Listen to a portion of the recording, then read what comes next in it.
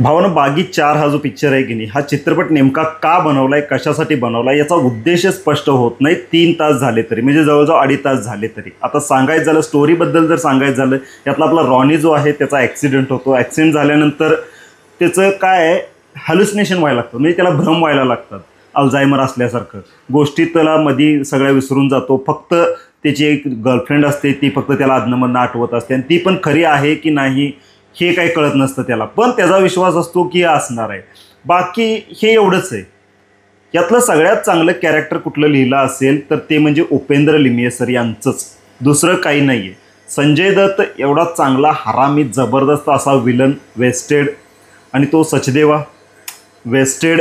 आणि जर ॲक्टिंग म्हणायला गेली तर टायगर श्रॉफचे बॉडीची ॲक्टिंग, जी त्यानं बॉडी बनवली आहे ना, ती जबरदस्त वाटली.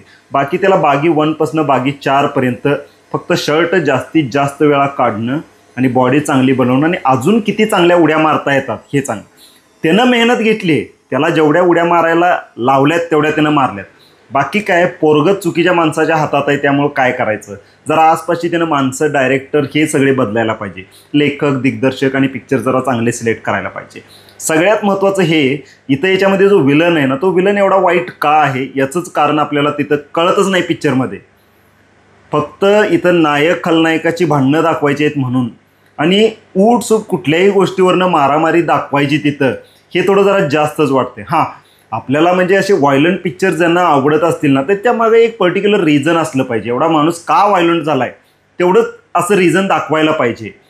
मध्ये पिक्चर असा वाटायला लागतो ना की उगचच चाललं आहे हे सगळं.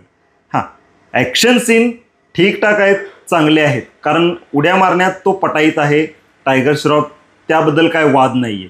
इवन साधं गाडीतनं उतरायचं असलं तरी तो अशा 4 उड्या मारून उतरतो, हे आपल्याला चांगलं माहीत आहे. आणि रक्तबंबाळपणा जो दाखवायचा तयार केला आहे की नाही, काय म्हणजे रक्तपात ते ॲनिमलच्या वर करायचं आहे हे यांनी ठरवलेलंच वाटतं. म्हणजे सगळ्यात जास्त रक्त आम्हाला या पिक्चरात दाखवायचं आहे एवढं यांनी ठरवलेलं वाटतं. काही जण म्हणतील याला ॲनिमलची स्वस्तातली कॉपी.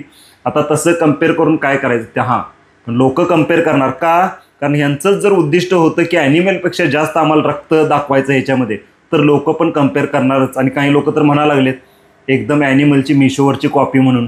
तेवढं मात्र हे चालायचं. बाकी तुम्हाला म्हणजे सध्या बॉलिवूडच्या पिक्चरनं डोकं घरातच ठेवून यायचं असते.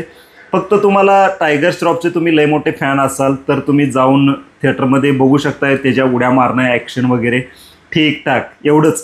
बाकी याच्यामध्ये ना स्टोरी, ना म्युझिक, ना कोणाची ॲक्टिंग, या गोष्टी या चित्रपटाला लागू होत नाहीत. एक वेळ अशी येते ना की लहान पोरं गल्लीतली किंवा शाळेत वर्गात भांडणं चालू आहेत असं तुम्हाला इथं फील व्हायला चालू होतं आहे. एवढं मात्र सांगेन, जेवढी हाईप वाटली होती तेवढं पिक्चरनं सॅटिस्फाय केलं नाही.